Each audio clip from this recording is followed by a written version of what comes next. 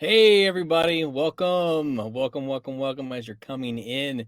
Hey, I just want to say first and foremost, if you've got questions as we go, put them in the Q&A. We're definitely going to have time at the end. I can talk all day about this topic. I love it. But put them in the Q&A and we'll get a time at the end to do that. And if it's something pressing, just tell Matt that you've got to get this question out and we can make it organic and keep the thing moving and we'll get to your questions, I promise. So, without any further ado, let me introduce myself. If you haven't read the bio, my name's Jason Leadingham. I'm a professionally trained voice actor. I'm a SAG union eligible camera actor as well. I've done commercials, some small TV stuff. I've done a lot of stage acting, have over 20 years of acting experience and education. And well, I've been on stage my whole life, more than 20 years. My parents had me in a regional play when I was 6, probably against my will, because my parents wanted me to be creative, but I had a great time doing it. I'm still doing it. I have a acting degree from Carson Newman. Well, it's university now, but when I went to school, it was college in Jefferson City, Tennessee. And I have a master's education from Asbury Theological Seminary. So I have always had a bivocational life of acting and being in ministry. And which is weird because both of those things really they lend to each other, they help each other, but they also can be a distractor because people are seeking authenticity. And when you're acting, you're not being yourself, you're acting. So it's always a fine line of being real when I'm in ministry and being authentic, and then acting when I'm acting. So all that to say, if you have games that you are working on and you need a voice actor, hey, I know a guy. And actually, if you need someone to cast your games for you, I know lots of people in the VO world, and I would love to help hook you up with some of my VO friends. So, why in the world is a voice actor talking to a bunch of game developers and Christian artists? Let me tell you why. Because the things I'm going to talk about today are things that are transferable to any career, any person that has a pulse. This is going to be for you. I have many roles in my life, and not only am I a voice actor, I'm also a lead pastor and church planter in Royal Palm Beach, Florida. It's on the West Palm Beach area. I'm in a Free Methodist church called Water Edge Church. You can look us up online at wateredge.church, not Water's Edge, but wateredge.church. And I've been here since 2012. And I didn't really jump full-fledged, both feet in the water into voice acting until late 2019, early 2020, right before COVID consumed the world. Has anyone's life been changed since COVID? Give me an emoji, a thumbs up, a anger sign, whatever you got. It has changed everything, right? So right before that blew up the world, I decided I'm going to jump in to voice acting. But I already had a very full-time gig. If you're in ministry, if you've ever known anyone in ministry, ministry is a full-time job. So I'm church planting. I am leading a church. I am voice acting. I've done major brand commercials. So you can read my bio. I won't go through all that. I actually just recorded a commercial for Tim Hortons. So if you're in Canada and love Tim Hortons donuts, which I am not, but I love them because I went there on my honeymoon. That you'll hear my voice on Spotify in Canada really soon. But anyway, so one of my major decisions in my life was how in the world am I going to balance being a voice actor and a pastor on top of my main priorities, which is being a husband and a father. So I have 2 great kids. My wife and I have been married for 6 years. We have 2 kids, a 4-year-old and a 3-year-old, and they're a handful. So it is a lot. Voice acting, pastor, dad, husband, side hustle of a son, brother. I'm an uncle, a neighbor, a friend. How do I get it all done with some level of success? That's the main thing I want to talk about today. Balancing your side hustle, if you're going to do game developing or whatever you're doing in this field, and having a family or your future family while taking time out to rest. The things I share here, as I said, will be good for cross platform and your life, and it will be good if you have a side hustle or not. And listen, I am by far from being an expert in doing all these things. I try my best. I always tell my VO friends that are trying to start their VO business like I am, we're building the airplane mid-flight. So I have more failures in this area than successes, but I'm further along than I had been. Just like in my walk with Christ, I'm further along than I was this time last year. So if you're ready to get started, I'm gonna give you some great notes. Give me a thumbs up or emoji if you're ready to take some notes. Yeah, give me something. You're alive. You guys are alive. That's awesome. Here's 4 suggestions that's going to change your life. The first one is you have to slow your roll and know your roles. Slow your roll, ROLL, and know your roles, aka you've got to get your priorities straight. When you say, duh, yeah, I know that. I got to get my priorities straight. Yeah, yeah. Listen, you can know it all day long, but if you don't slow down long enough to make sure that the main things are the main things, you're just going to be spinning plates with no purpose. Or one of my favorite analogies is the too many irons in the fire. You guys know where that's from? Can you guys put it in the chat where that phrase "too many irons in the fire"? What trade that is? Anybody know? Anybody? Anybody? Yes, Stephen Roderick, blacksmithing. And I don't know, I may be the only dork out there, but in Elder Scrolls, anybody like Oblivion and Skyrim? Which one, Oblivion or Skyrim? Put it in the chat. But it doesn't in both games. I love the blacksmithing. I may Morrowind. Yeah, I may be the only one, but I love making the weapons and the armor in the blacksmithing part. And it I don't know. I just love it. So if a blacksmith is attempting to heat too many pieces of iron in their fire at once, it cools the fire and none of the pieces of iron get heated properly. And what happens? Nothing gets made. No armor, no weapons. You can't go fight the dragon or defeat the next Daedric prince or whatever have you. You look busy, you feel busy, and eventually you start to feel dissatisfied because you've got too many irons in the fire and their fire is going down. Does anyone feel like their fire has been dimmed? You feel busy, you look busy, maybe to the outside world looks like everything's okay, but deep down inside you're burning out. Maybe you're depressed and you're right there on the edge of burnout. So here's 2 quick book suggestions. Carey Nieuwhof, his name is weird to spell. Nieuwhof. Carey Nieuwhof wrote 2 books. Didn't see it coming. And the next book is At Your Best. At Your Best. And in these books, he talks about burnout, cynicism, and all these things that we're going to be talking about. Amazing resource. If you haven't read those books, go and check those out. So what I said in the beginning, my first suggestion was to slow your roll to know your role or your roles. You actually have to take time to write them down, reflect on them, and keep your priorities in line. Number one, as Christ followers, if this is the Christian Game Developers Conference, right? Number one, we're Christians. As Christ followers, our first role is simply to be a child of God. And even in that role, there are many roles, like tiny roles, to discover if we really want that full life that Jesus spoke about in John 10:10. You know, that one where he says the thief comes to steal, kill, and destroy, but I came to give you life to the full. And isn't that what we're all like really searching for, is that full life? So in that life of Christ, we have these roles. We get to be co-laborers with Christ. That's one of our roles. We get to serve him. We get to create Christian games. That's why you guys are here, right? You get to help code them and voice act in them if you're an artist. We get to co-labor with Jesus to make an impact on the world, and that's awesome. And it's an awesome responsibility.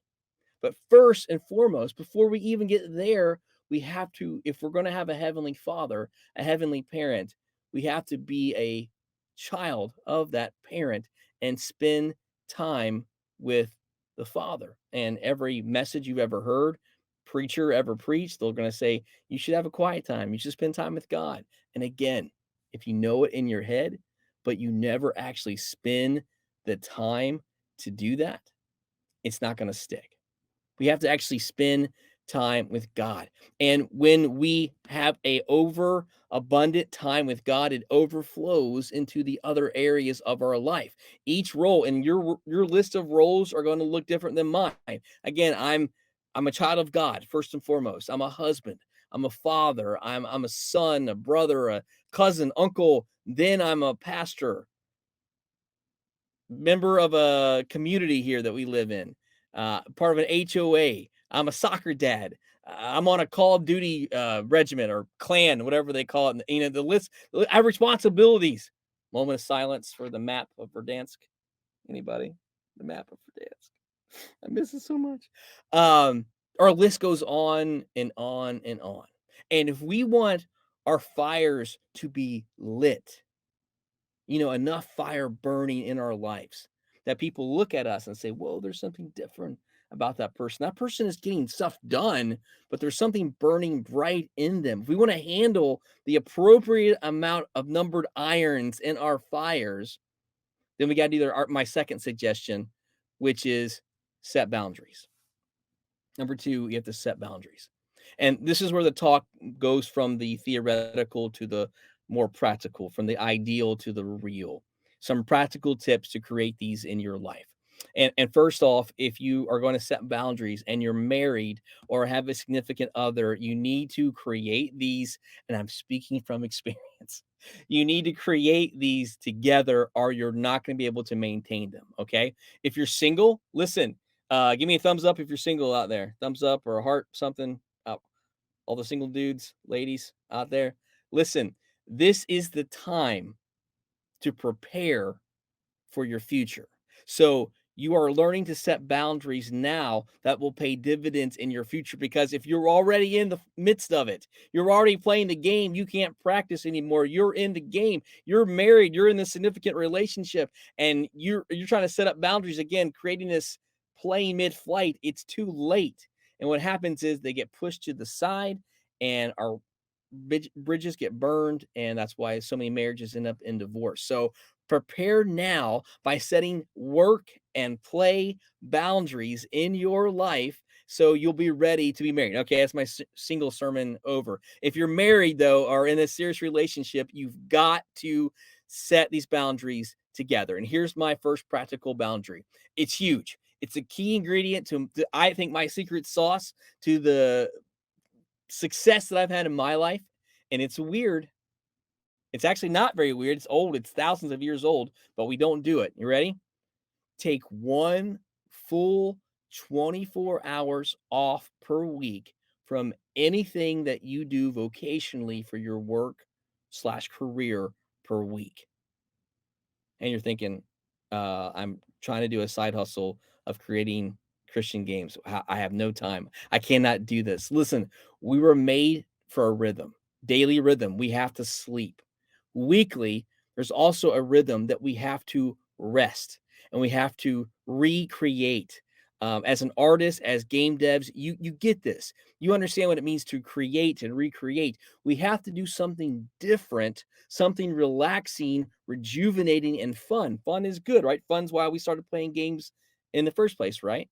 We have to have fun, and it's got to be set apart, something different. The biggest pushback I get is because people are so busy. They'll say, well, even if I get a day off, I got to run errands. Okay, great. Have fun. Take somebody with you. Incorporate your errand time together. Spend time, bring a kid, bring your spouse, bring a neighbor, bring somebody with you, or at the very least, reward yourself with something fun when the errand's in. The main point is that you have to break the cycle or you're going to burn out. It's just going to happen. Number two, boundary. Again, practical boundary you can set or not set.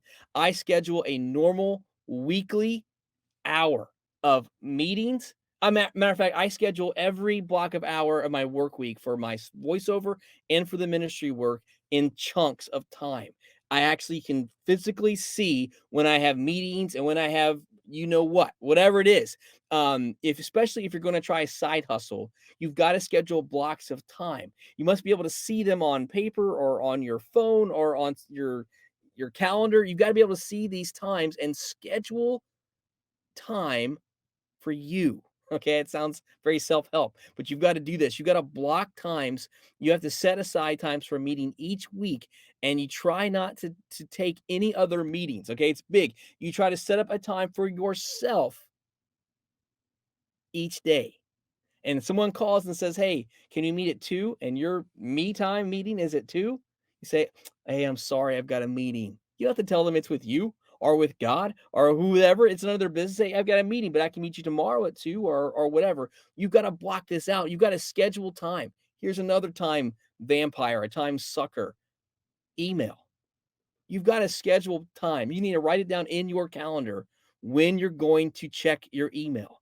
If you leave your phone on all day long and your email open all day long, all you're going to do is try to respond to people's emails all day long. Or here's the worst thing, that you're doom scrolling on social media. Scroll, scroll.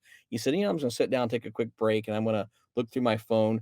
2,000 cat videos later, and you're like, what happened to my day? How am I still in bed? What is going on? You've got to decide. And a great tip, and I think this is from Carey Nieuwhof that said this as well. He schedules an alarm for 20 minutes to doom scroll. He probably just calls it scrolling. You just scroll. You set your phone alarm for 20 minutes, and when it's done, you put the cookie down, as Arnold says, right? You put the phone down and you stop, and then give yourself a reward at 5 o'clock. You're going to do it again, whatever it is. Set a timer and then get back to work. These next ones are fill in the blanks. They're good for my life. Maybe they're not good for you, but you figure it out what it needs to be. Boundary number 3 for me, I say I'm going to end my day. Actually, I'm just going to leave these blank.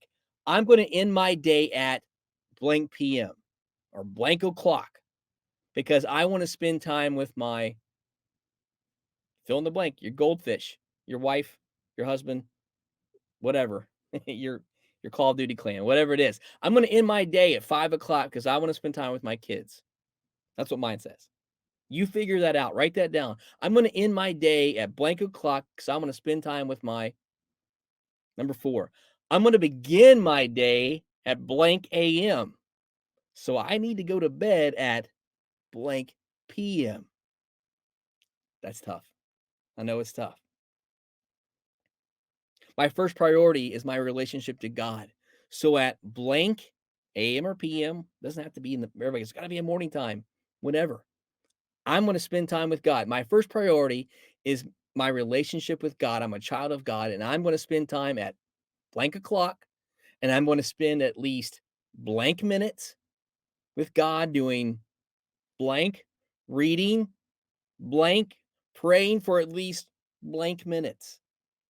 And if you've never done any of this, my suggestion is to start small, 5 minutes, 1 minute, whatever it is, and work your way up each semester or each year, whatever. Make decisions that are going to impact the rest of your life.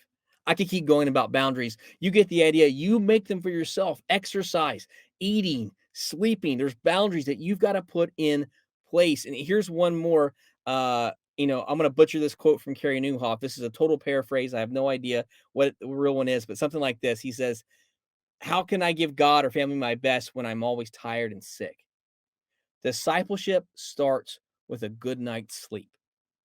That may be the only thing that you needed to hear in this webinar was that discipleship starts with a good night's sleep. I would say anything, a good relationship, a good game development starts with a good night's sleep. If you're burning the candle at both ends, you are not your best emotionally, mentally, physically, spiritually. And there's all kinds of studies that show that a lack of sleep, like it doubles the risk of cardiovascular disease. There's all kinds of stats. Google it. It's out there. When you risk your sleep, you are risking your life. How are you doing with setting boundaries? Are you eating right? Are you exercising? You know them in your mind. You know you need to do this, but have you slowed down enough to write them out and put them into practice? Or as I'm going to guess, are you super tired all the time? Are you sick all the time? Are you getting depressed? Until you feel like you're living that full life that God called you to live and not letting the world make you whom it wants to be, because the world doesn't want you to rest. The world's probably going to make fun of you if you rest. And matter of fact, that leads us to the third suggestion. You set these boundaries. Number 3 is you've got to guard those boundaries fiercely. You got to guard them with all your might, especially if you make those with your spouse and especially with God. You got to create them and then you got to guard them. Hear me. People, close friends, probably family members at first will not understand this. You've got to keep them anyway. If you're the boss at work, you're a solopreneur like I am, you're the boss at work, you're creating a culture for your employees. Maybe it's just you, but you're creating for your future employees, you're creating a culture of either working yourself to death or creating a culture of rest and rejuvenation. If you're the boss at home, same thing. You're creating a culture of rest and recreation for your children. You're modeling how they're going to live their life. So be very careful how you live your life. Are you having fun? Are you playing? And that may be one of the most important things that you teach your children, that they have to rest. The world and social media will never teach them that. In fact, they will teach them the opposite. There's some stupid badge of honor created somewhere that you've got to work every single minute of every day or you're lazy. Listen, that is a lie from Satan. The opposite of never working is slothfulness. That's another webinar for another day, also from the devil. But listen, it's not about working enough. It's about working hard. It's about giving God and giving your family and giving your job your very best, working super hard, hustling with all you got for 6 days a week, and then resting for a full day off. The biggest reason we got about 8 more minutes and then we're going to do some Q&A. The biggest reason we have to guard our boundaries is that rest is biblical. It's biblical. How many know the 10 commandments? Can you put in the chat? Can you put some of your favorites? Thou shalt nots. Thou shalt not.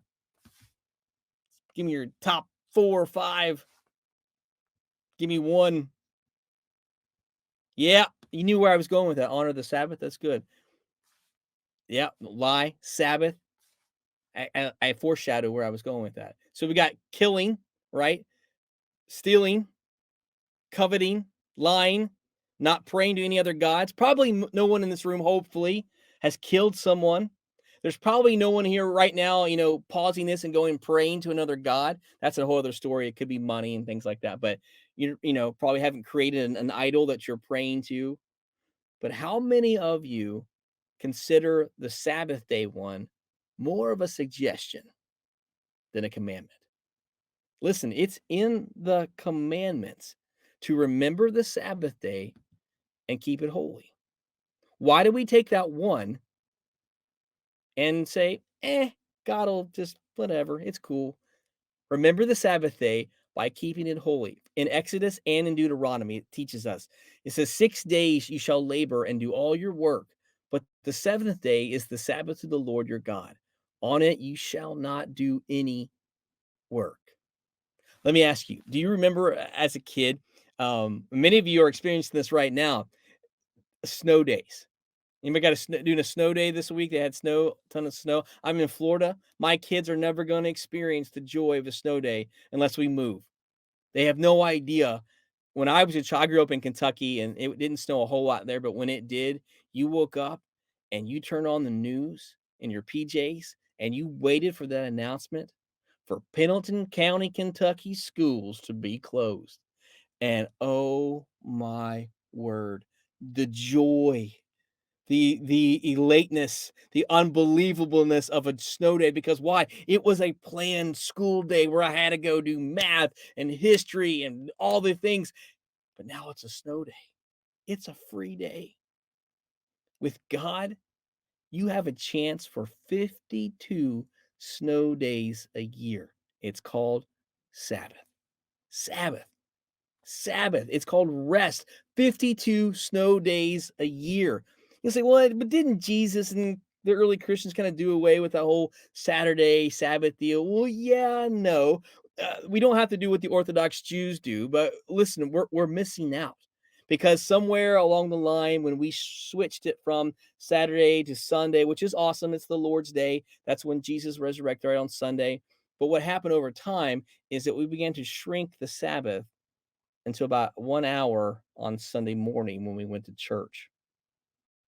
And then after that, it was go eat at Olive Garden or whatever you do, take a nap, and that's life is back to normal. We're missing out on that preparing the whole day before so we don't do any work on the day so we can enjoy it, so we can play. We can then sit down to this 1 hour thing, but it's supposed to be 24 hours.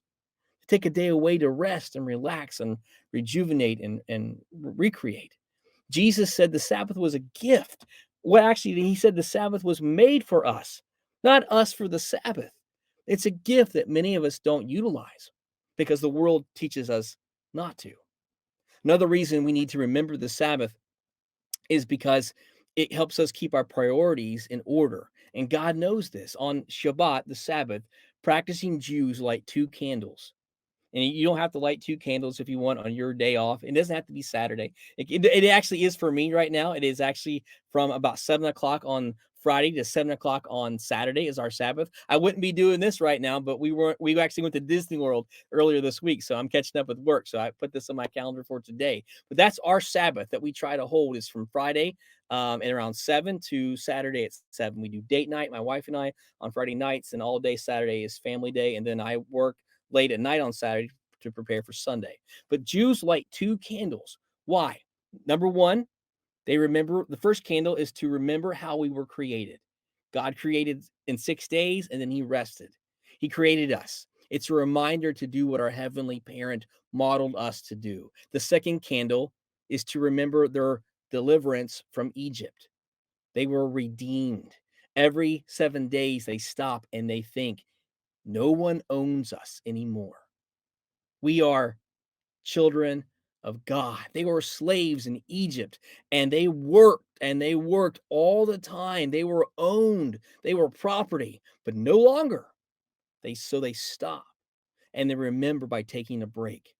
We too can relate to these ideas. We too are created in God's image and we are redeemed, hopefully, right? We're redeemed. We've accepted Christ as our Savior. We have been set free from sin. The chains have been released. The sin of oppression are no more. We are free. So if you want that full life that God wants you to live, we've got to remember that remember our freedom comes from Christ. But if we keep our head down and we work and we work and we work and we never stop to say thank you and we never stop to rest and to reflect on all that God has done for us, the rest of it is done in vain. It's too many irons in the fire and the fire goes out. Last one, 2 minutes left. Last suggestion, schedule margin in your schedule, daily, weekly, whatever it is, schedule time. I alluded to this earlier that it's just for you and God. How many of you said something like this? Man, I really should make time to go spend time with my parents. I should make time to do this or that, eat right. I should make time to exercise. Look, that's a lie. You can't make time. You have to take time from something else. If you want to do one thing, you've got to take time from something else. So that's why step one was to know your role and why it's important to spend time doing that role. So set an unbreakable appointment every day with God.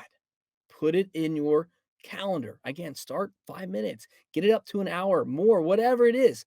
Make an appointment with God, make an appointment with yourself, make a meeting that just says me so that you can be creative, so you can have fun, so you can think, all right, let me think out of the box today. Make a meeting with your spouse, have a date night if you have one, boyfriend, girlfriend. Make sure you spend time with your kids. Block it out. If you don't, it won't happen. If you're a Christ follower, so important to set time up to spend time with God, reading scripture, meditating, praying. If you don't set it up, it's not going to happen. All right. Last thing I had to say is And look, things come up like this week for me. Like we were in Disney earlier this week. First time we've gone, we planned it before COVID and we finally got to go. And so my whole work week was thrown out the window. So I say this: plan these boundaries with rigid flexiness. Rigid flexi, trademark, right? Rigid flexi. Be rigid with your boundaries to have a day off, to have a daily creative time. But when life throws you curveballs that cannot be helped, you just adjust. If you can't take your day off on Thursday, take it on Saturday or Sunday or Monday, or double up the next week. Take 2 12-hour shifts if you have to, but then eventually get back on the right path of having one day off a week. Last thing I'm going to say, and then we'll do some Q&A, that this doesn't come overnight. It's like anything worthwhile. It takes time to develop. The world will mock you. People will laugh at you. Those closest to you will not understand why you're doing this. But remember, we're not meant to please them, are we? We're meant to please our Heavenly Father. Jesus said in Matthew 5, God blesses you when people mock you and persecute you and lie about you and say all sorts of evil things against you because you're my followers. We're here to please God and not mankind. That's all I've got. Questions?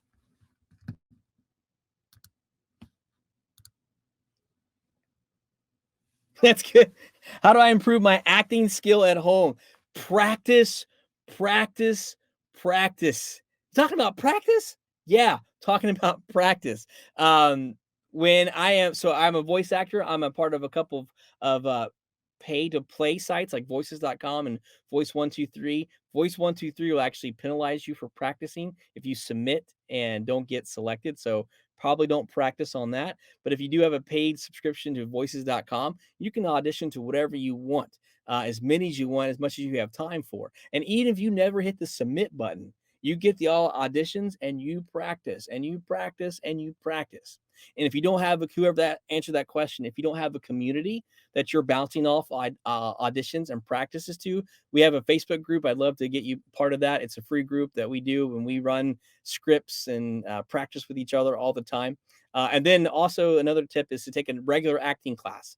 Search for free acting classes in the community, maybe a regional theater, maybe they have small fees, or even pay for a good one. You get what you pay for. Take acting classes. That's the key to voice acting. It's called voice acting. You have to act. Hope that helped. What else? What is your standard on AI powered voice? I love it. A replica. Yeah. I'm not afraid of it. I think it's the future. It's going to AI voices. It's going to happen. It is happening. It's going to get better and better and better. I'm not afraid of it. I embrace it because I know that it can never really replace a human as far as delivering emotions and takes on the fly. You would have to record one person's voice, and that's just one person. The different kind of emotions. It would take thousands and thousands and thousands of files. That's why the AI voices sound like this sometimes, because they don't have the emotional range to get it. But it's getting better. So one fascinating thing about voice acting is now they're having a system where you can, they're calling it preserving your voice. Let's say I'd been doing a speaking like this, and then had 5 sessions, and I've got one more to do. You could theoretically hire someone to use your AI voice, hire it out to someone else, which is a pretty cool idea. And it keeps what I sound like now. Maybe won't be what I sound like when I'm 60, 70, 80, 90 years old, if I live that long. And so I could actually use my voice from back then. I still own the rights to it. But the computer has my generated voice, which is pretty cool. So I'm a both and, not an either or. I'm not afraid of AI. It's coming. Again, it's here, but I think it's awesome. I love it. It's never going to replace a human, I don't think, as far as delivering emotional range. Good question. What else? As a Christian voice actor, how do you maintain moral integrity in an industry that sometimes pushes us to, yes, oh my word. That was a whole other talk, and then I realized I only had 30 minutes. It was part of my deal. So I have a quick story. I have a signed NDA. This is my biggest gig to date. I'm a lead in a cartoon that's going to be on Hulu next summer, so 2023. So all I can say is it's set in the medieval time period and it's a cartoon. So be watching for that. I think it's hilarious. We've done 5 episodes so far. I think of 8 or 10. It's anyways. When I auditioned, I was nervous, and that was like my first big audition for a lead role in an animation, role. It's going to be on something, other than like my parents, phone. I was like, oh my goodness. And I went through these series of interviews. We did Zoom, because it was during COVID, and we did rounds and rounds and rounds. And then I got the job, and something just clicked in my brain. Like, what am I doing? This is going to be on Hulu. I've seen cartoons on Hulu. They're not, it's not gonna be, I'm not gonna be able to say the words that they're gonna ask me to say. I just can't do it as a not only as a pastor or as a Christ follower, but as a father and just, yeah, as a Christ follower, I'm just not comfortable with R-rated material of saying those things. And so I'm like, I'm done. I'm done. I prayed about it. I told my wife, and we prayed, and I sent an email. I said, thank you so much for the opportunity. I am so sorry that I failed to mention that I am not comfortable with not suitable for work or in NSW, whatever material. I'm PG-13 at best. I'm so sorry. If you still want to use me in a smaller role that doesn't have that, would be great. And they wrote me back immediately and said, oh my gosh, you're hilarious. We want you. Well, we promise the writers won't put anything in there like that for you. And in fact, our writers think that sometimes using that kind of language is cheap humor, anyways. We're funnier than that. Don't worry about it. We want you. You're in. God blesses the people that stand up for him. I believe that. So yeah, it's hard to do because it's all over the place.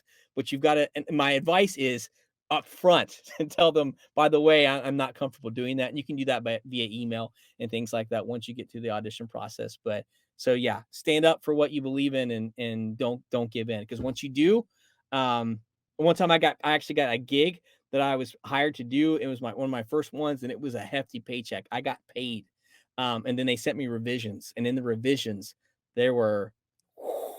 They said, we're going to do a different take on this guy, and they went a whole other direction. And I said, I can't do this. And they said, well, we want the character to be consistent, so we don't know what to do. And I was like, I'll send your money back. I refunded them the whole thing, sent them the check back. The next day, I got a gig for double the check that I sent back. God will bless it.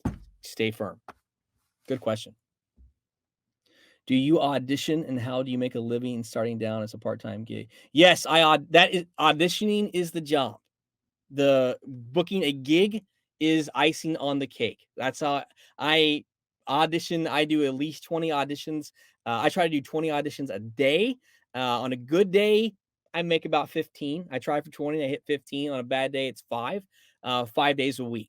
So whatever that is, like 100 a week. So my booking ratio is like 1 for 50 right now. So about half of the time I'll get a booking. And I didn't get my first gig until I auditioned 87 times to my first one, and now I'm booking all the time. So if you want to look up my webpage, jasonleadingham.com, there's a list of brands that I have done commercials for. I don't want to feel like I'm bragging there, but there's some pretty big names on there that if they had heard my voice when I started, they would have not have cast me. So I also have 2 agents that I work with, and I've just finished doing my character demo through Real Voice LA, and so that'll be out next month. And so I'm hoping to book more in the video game genre again. So if you're looking, that's good. So yeah, if you want more, um, have more questions about voice acting in general, I'll be happy to talk with you. Jason@jasonleadingham.com. You can send me an email. And again, my Facebook group, we've got about 100 people in there, and we practice together and vent together, cry together, and rejoice when one of us actually books one every once in a while. We'd love for you to join that community as well. So auditioning is the job. That's how you get better. For those of us with little to no budget for voice acting, how much do you recommend against makeshift attempts? Yeah. Additionally, do you have a great resource for do-it-yourself method? Okay, so your best friend's Google. All right, you start with Google.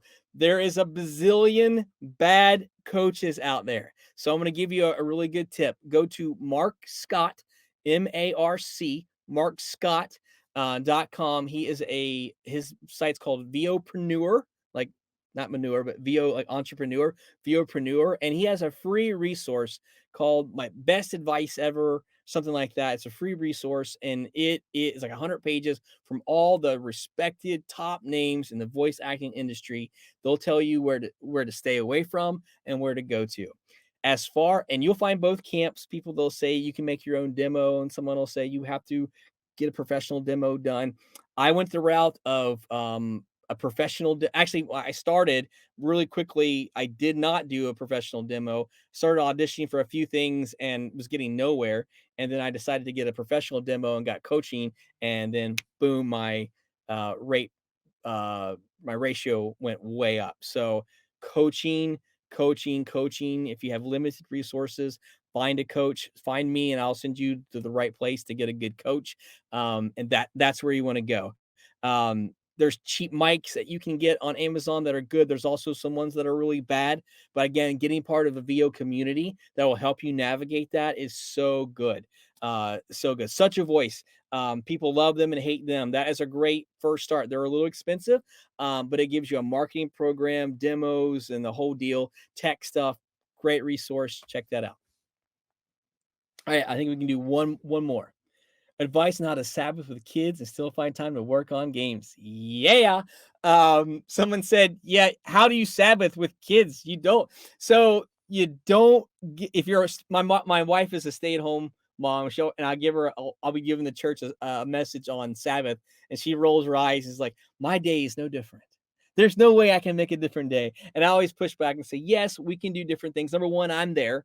So we can co-parent on those days. If you're a single parent, what you do is you just try to make that day different than the other 6 days. So if they're in school, there's obviously no school on Saturday and Sunday. Make that the family day, make that the Sabbath day. And then when they go to bed, I hit the booth. So right now, my kids are small. I work from home as the pastor and as a voiceover artist, and so they take a nap around noon. Well, they have quiet time in their room. My father-in-law helped build this awesome enclosed sound studio, which was my wife's walk-in closet. You're having a supportive spouse is the key number one. She gave up half of her closet so we can make this space, and I get in the booth for 2 hours straight. They go to bed at 7. Guess what I do from 7 to 9? Boom, 6 days a week. But on Friday night to Saturday, it's Sabbath time, family time. Other than that, it's church, church, church, church all the time. I think that's all the questions we got and all the time that we have, guys. That's been awesome. Um, if you want to talk more, I would love to talk to you. I'll be around in the hangouts and stuff. But again, it's Jason. I'll put it in the chat. I'm sure you guys will have it somewhere. Jason at jasonleadingham.com. My email and my internet address, guys. It's been awesome. Thank you so much for allowing me to talk and go through this, something that's passionate about me. Thanks for all the thumbs up